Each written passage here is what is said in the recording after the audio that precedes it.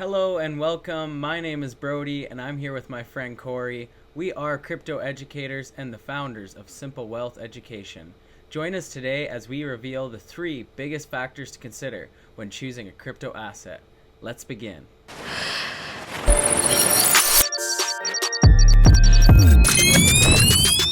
Discover your potential.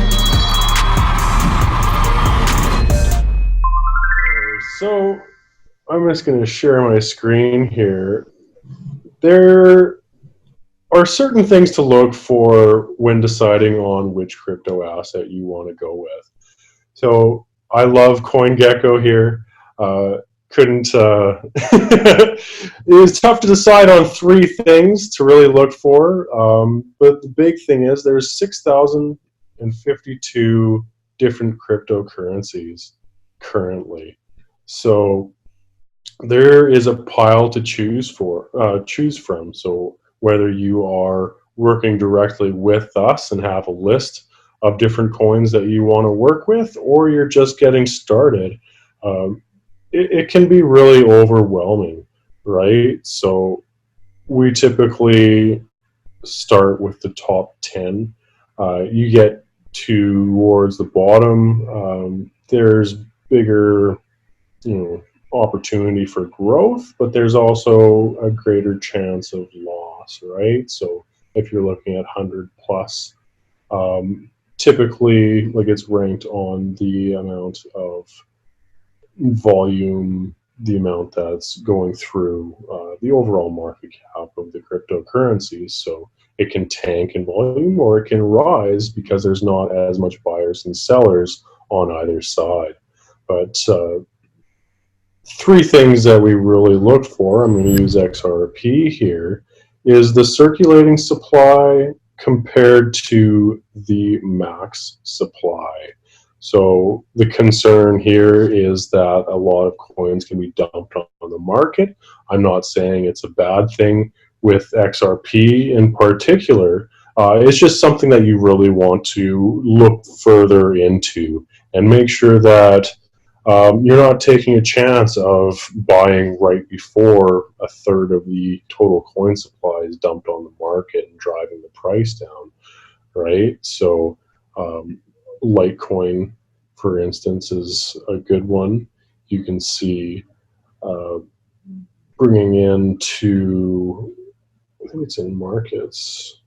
It dives into it right here. So 63.6 million versus 84 million. So coming into XRP here, you can see the circulating supply versus the max supply. So there is less than half actually being released to the market. So not necessarily a bad thing, but definitely something that you want to research further. Uh, you see Litecoin, see Litecoin and 63 million to 84 million. So there's a lot left to be mined. Uh, but that's something that you really want to research. So the next that I always dive into is, what is this asset solving problem wise, right? So XRP offers financial institutions the fastest, lowest cost option for sourcing liquidity and cross-border payments. So instant transactions long term. So the SWIFT system is actually quite old, very expensive. The traditional banking system as we know it needs a major upgrade. So Ripple aims to be that upgrade, right? So you can dive through, we're not going to go too deep into some of these. Ripple, full disclosure, isn't a coin that I get into myself. Uh, I'm a big fan of Litecoin and what they're looking for. So peer-to-peer internet currency that enables instant near zero cost payments to anyone in the world. So for me, that is a much better solution than, banking 2.0. But that's not, for me to decide which one is going to compete better. We're talking long-term growth, not just of the project itself, but of the portfolio. So the number three thing I look for is social, the team, how active they are, right? right? So if they're getting out, they're getting exposure, they're meeting road, they're hitting their roadmap, hitting their milestones, and this is a really good breakdown of their social networks. So Ripple, the same thing. They've got a very strong presence, whereas you see some coins with or projects that don't have any, it might be cause for alarm. It could be you're the first one getting involved, or you're the only one that's, uneducated enough to get involved.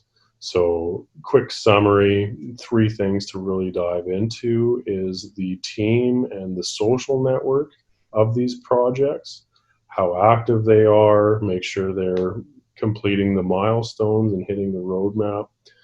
Number two is the circulating supply versus the total supply. So make sure that there isn't a bunch of coins going to be dumped on the market.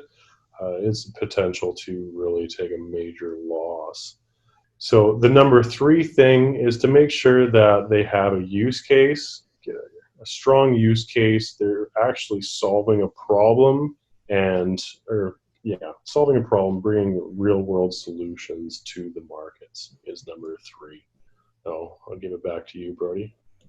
Awesome. Yeah, we hope this video was helpful for you guys. Use these tips for yourself when you're doing your own research on new cryptocurrencies that you're looking into, or maybe even the ones that you're currently invested into. Do your own research and check it out. And also, if you have a friend in the crypto world that would find this video valuable, please do share it with them. We also want to hear from you. Let us know where you're at in your journey. Maybe you've just started, maybe you're an expert. Send us a message on the Simple page or email your questions and future topics at hello@sowe.co.in. Until next time, keep it simple.